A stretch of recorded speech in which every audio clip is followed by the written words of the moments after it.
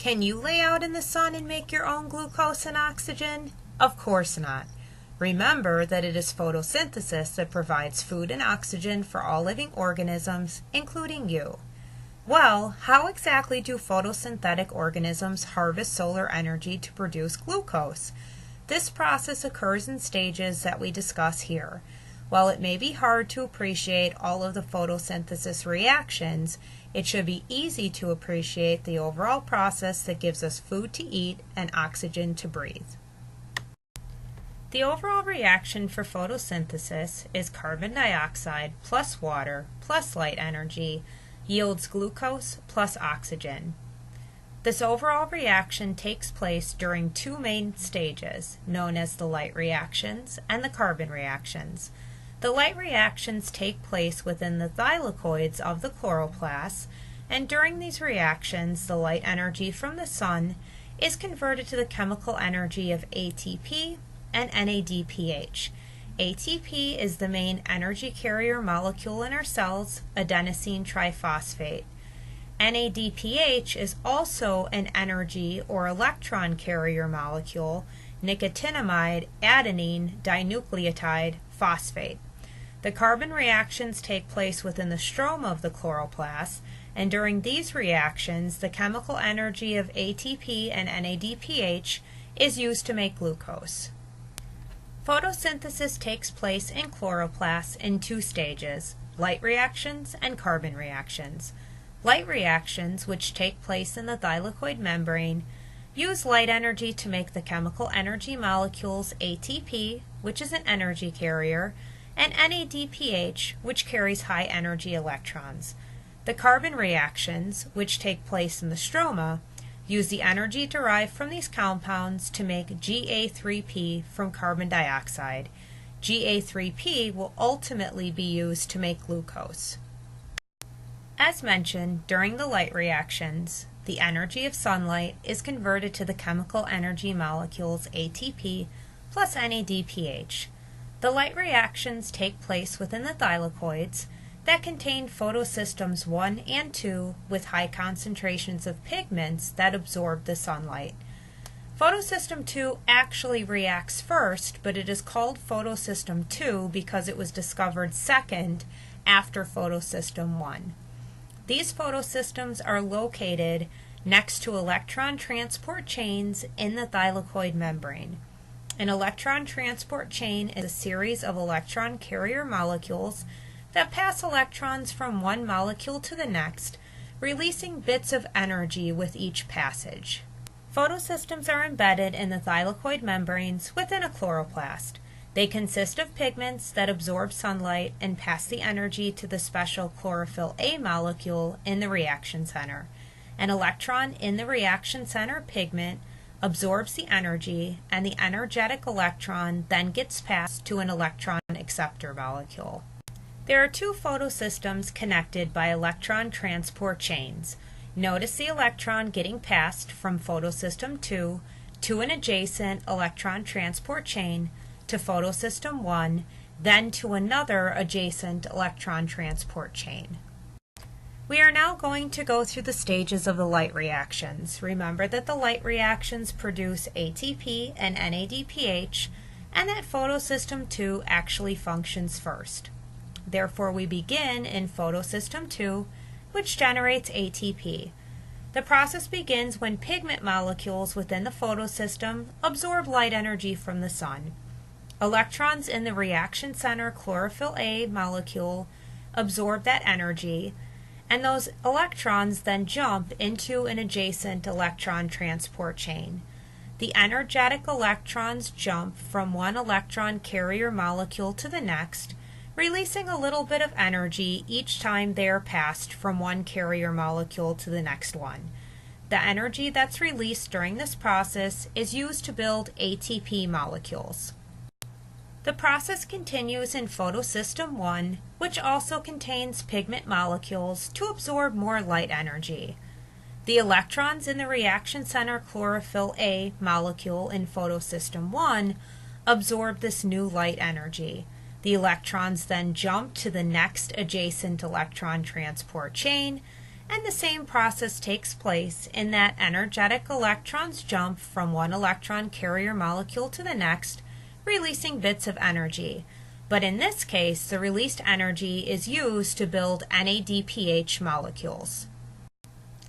The electrons we have been discussing flow from photosystem 2 to an adjacent electron transport chain, to photosystem 1, to another adjacent electron transport chain, and ultimately are picked up by NADP+ to yield NADPH. Because electrons are always flowing out of photosystem 2, they must be supplied with new electrons to replace the ones that flow out of it. So where does this constant supply of electrons come from? Well, the ninth and final stage to talk about in the light reactions is the reaction that yields these electrons. The supply of electrons comes from the splitting of water molecules. Take a look at the reaction. When a water molecule is split, it yields oxygen.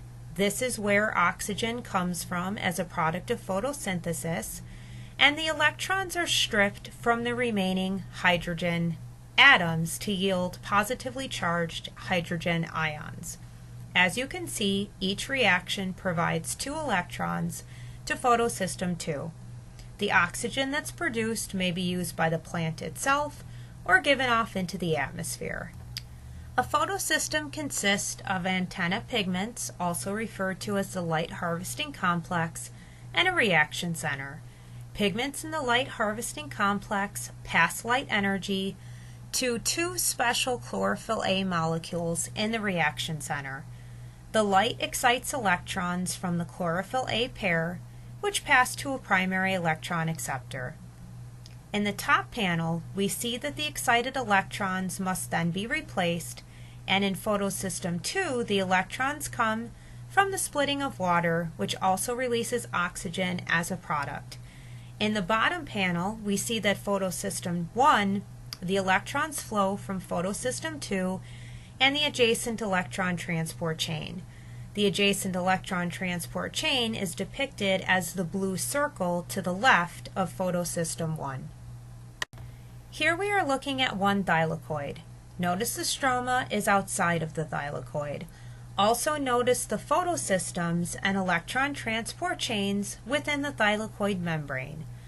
Start in the left-hand corner in photosystem 2 and see that in the photosystem 2 reaction center, energy from sunlight is used to excite electrons, which travel through the electron transport chain to release energy used to build ATP. In the lower right-hand corner, you see ATP synthase, which is the enzyme that makes the ATP.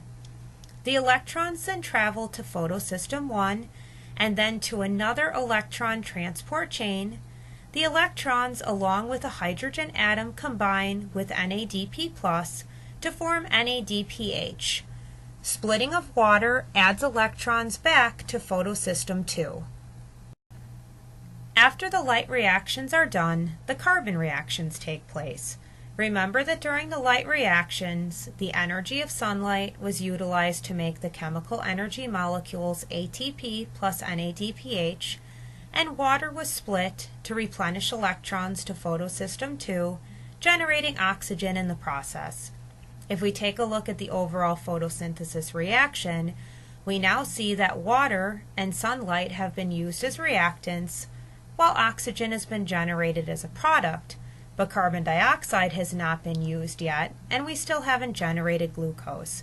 This happens during the carbon reactions.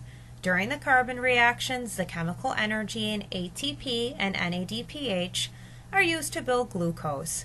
The atoms needed to build glucose come from water, which is used as a reactant again, along with carbon dioxide. These reactions take place within the stroma in the chloroplasts. The carbon reactions are also called the C3 or Calvin cycle and has 3 main steps. Step 1 is called carbon fixation, and it incorporates the carbon from carbon dioxide that comes from the air into an organic compound. Carbon dioxide provides the carbon for organic sugars generated during this process. Remember that the definition of an organic molecule is that it has a carbon skeleton along with hydrogen atoms. If we take a look at the summary of a Calvin cycle, carbon dioxide plus ribulose bisphosphate, or RUBP, combine to generate some sugar molecule intermediates, which ultimately are used to make glucose. Also recall that it's ATP and NADPH that were produced from the light reactions that provide the chemical energy needed to synthesize the glucose.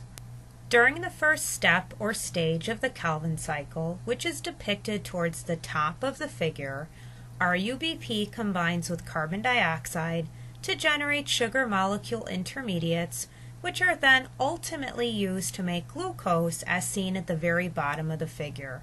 RUBP is then regenerated so that the cycle can start over.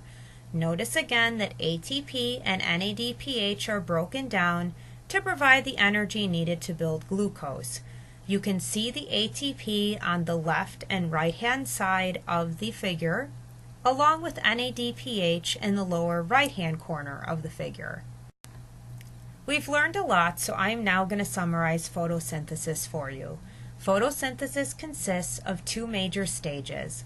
The photo portion refers to the light reactions, as photo means light. During the light reactions, the solar energy or light from the sun is captured. This energy is used during the synthesis portion of photosynthesis. Synthesis means to make something and refers to the carbon reactions that use the captured solar energy to synthesize or make glucose. These two major stages are connected by the energy carrier molecules ATP and NADPH, which carry the energy produced by the exergonic light reactions that released energy used to make the chemical energy molecules, and then ATP and NADPH provide energy needed to the endergonic carbon reactions to build glucose. Recall that when an exergonic reaction provides energy to an endergonic reaction, this is called a coupled reaction. We continue our summary by taking a closer look at the light and carbon reactions. Remember that all of these reactions occur within the chloroplast. The light reactions take place in photosystems in the thylakoid membranes. During the light reactions, the energy from sunlight is used to generate the chemical energy molecules ATP and NADPH, while water is split to replenish electrons lost from photosystem 2, generating oxygen in the process. During the carbon reactions, which takes place in the stroma, ATP and NADPH are used to provide the energy needed to build glucose, while water and carbon dioxide are used to provide the atoms needed to build glucose as well. Photosynthesis takes place in chloroplasts. The light reactions take place in the thylakoids, where light energy is used to make the chemical energy molecules ATP and NADPH. Water is split to replenish electrons to photosystem 2, yielding oxygen in the process. The energy stored in the chemical bonds of ATP and NADPH is used to make sugar during the carbon reactions or Calvin cycle in the stroma. Leaves need to obtain carbon dioxide from the air and release oxygen back into the atmosphere, while also retaining water needed to carry out photosynthesis. When a plant is well hydrated, meaning that it has plenty of water, the stomata or pores remain open to continue to bring in carbon dioxide and to release oxygen. However, while the stomata are open, water more readily evaporates out of the leaves into the atmosphere. Therefore, when a plant becomes dehydrated or loses too much water, the stomata must close in order to conserve the water. The problem is while the stomata are closed, the level of carbon dioxide decreases while the level of oxygen increases inside the leaf, overall hindering the process of photosynthesis. When this happens, the process of photorespiration takes place instead, which does not produce glucose. In this illustration of leaf structure, which was also shown in Part A of this lecture, at the bottom of the figure you'll notice the stoma, which is one of the pores that opens up, to bring carbon dioxide into the leaf from the atmosphere, and also to release oxygen from the leaf back into the atmosphere. This is a highly magnified image generated with an electron microscope of open stomata pores in an actual leaf.